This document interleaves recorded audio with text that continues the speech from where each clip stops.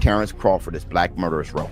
I've seen some good boxing from him, and then I've seen, not really struggles, but I've seen a lack of like consistency too. So, you know, hey, we are looking for elite. So, who's the weakest link at 160? When you're the king, every move draws attention.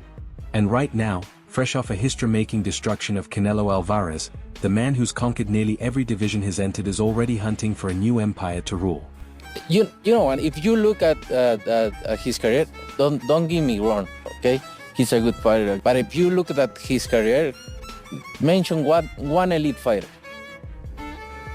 Masterful performance from Terence Crawford. And adding to it with that left hand. He just sent a cold, calculated message aimed straight at the middleweight division, and at one man in particular, challenge. The situation exploded from a single short clip that spread like wildfire across the boxing world. It wasn't a random post or a throwaway interview moment, it was a deliberate power play. Terence Crawford appeared at the WBO convention, seated beside a familiar face, Aegis Climbers. Johnny, we're here next. Looking for you. Looking for December 6th, how you gonna do it? If that name doesn't immediately ring a bell, it should. Climbers is the manager of the very man Crawford was preparing to call out, the unified middleweight champion Janibek Alimkhanuly. Crawford looked directly into the camera, pointed, and said with a knowing grin, I got my eyes on you, Janibek. Good luck. The pound-for-pound king, sitting shoulder to shoulder with his target's own manager, was essentially announcing his next conquest. A super fight was being born right before our eyes. Terrence going to be transparent with it. I got my eyes on you, Janibek. That good luck sounds diabolical. Good luck. I don't want to hear that. I wouldn't want to hear that kind of good luck from Bud Crawford. All right, good luck. You know, that sounds like a threat. Janibek's first public reaction was almost too simple to believe.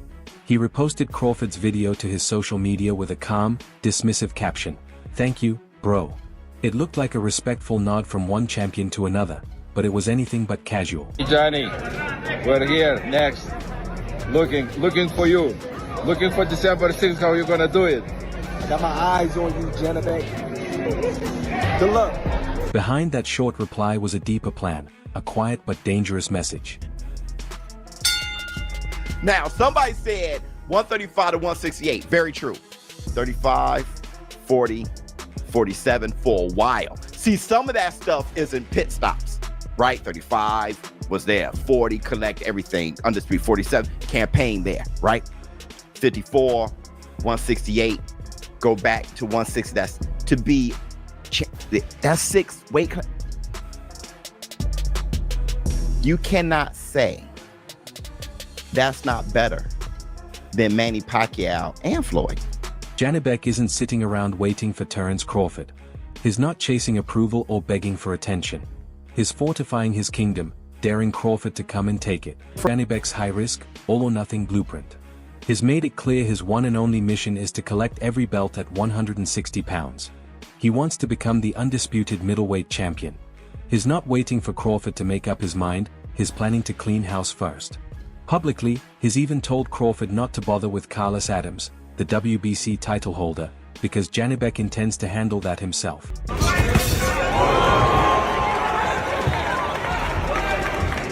Roadmap starts with WBA champion Erislandy Lara on December 6th. Janibek plans to take Lara's belt, adding it to his IBF and WBO collection, then go straight after Carlos Adams to claim the WBC crown. Only when he's holding all 4 belts will he welcome Crawford to challenge for the entire throne. There's a potential big fight that could be made of the winner of this, and Terence Crawford could be looking at it. Just wanted to get each champion's thoughts on the potential of a mega fight if this can get acquired. Yeah, дайынбыз біз. Әрине ондай жекпе-жектер біз үшін үлкен жақсы жекпе-жек болады, мен ойымша. Да, я готов. Это для меня будет очень хороший бой. Всем болельщикам. Yes, of course, it would be a very, very good fight, and I will be ready for it because it's a big fight, and I think everybody would be looking into it. But that raises a serious question. If Janibek is this confident, why hasn't he fought Adams yet? That's where the story turns messy. The unification has been discussed repeatedly, but it's fallen apart every time. According to Janibek's team, there's one reason: fear. His manager, Aegis Klimas, went public with his belief that Adams wanted no part of Janibek. It's a damning accusation, painting Adams as a champion running scared from the division's most dangerous fighter. Janibek doubled down, thanking Lara for having the courage to sign, a clear shot at Adams.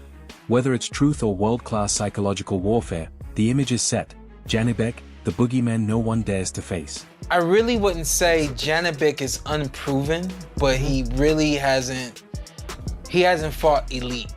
Is he's at the same boat as Boots right now?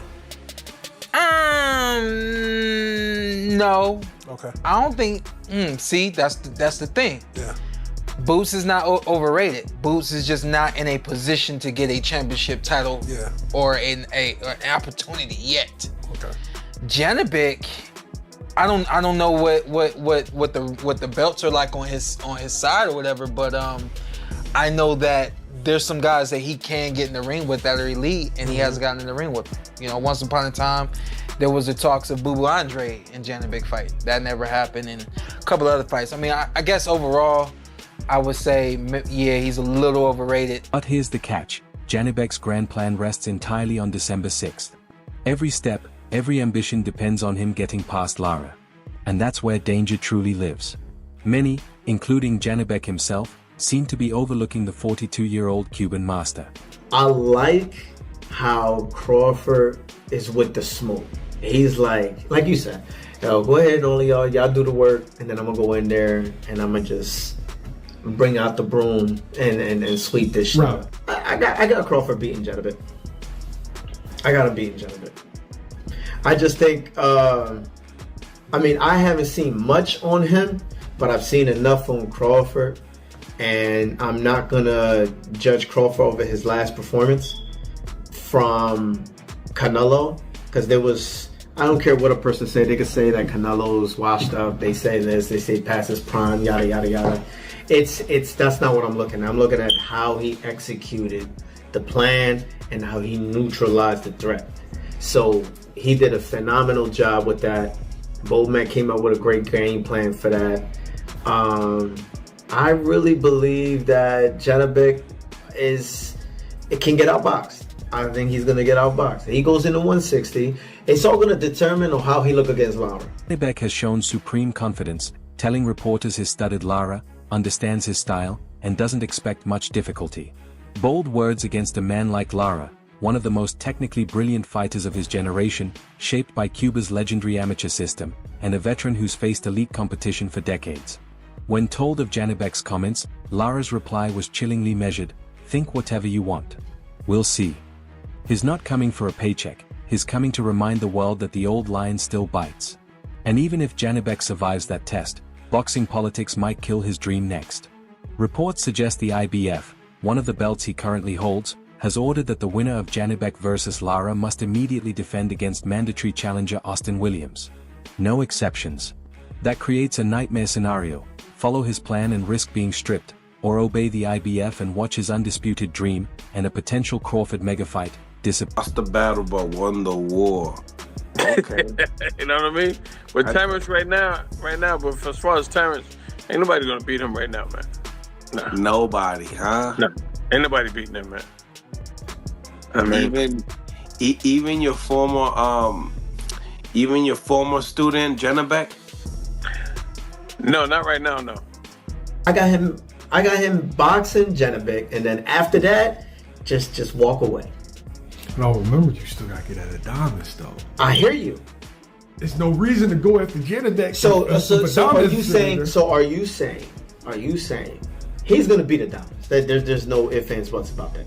But he beats Janibek. He has Lara, his belts, and then Adames. So he'll be a 4-time undisputed champion. Yeah.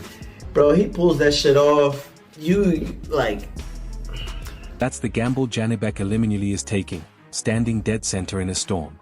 He's juggling 3 opponents at once: the dangerous veteran Lara, the rival champion Adams he's accused of running, and the pound-for-pound king Crawford is trying to lure into battle. All while the IBF hovers over him, ready to strip him at any misstep. Is this the master plan of a generational champion in full control, or reckless arrogance disguised as confidence? Is Kazakh style about to conquer the world, or is Janibek about to learn the harshest lesson boxing can teach, that ambition can destroy even the best? That's it for today's video. If you enjoyed it, hit like, subscribe, and ring the bell so you never miss what's next. Drop your thoughts below, and stay tuned for more. Well, for Janibek and Crawford? Yeah, I don't think... Go ahead. Crawford right now is at the top of his game, and he'll know when it's time to quit. He'll know. You know what I mean? A lot of people say, should he go out on top right now?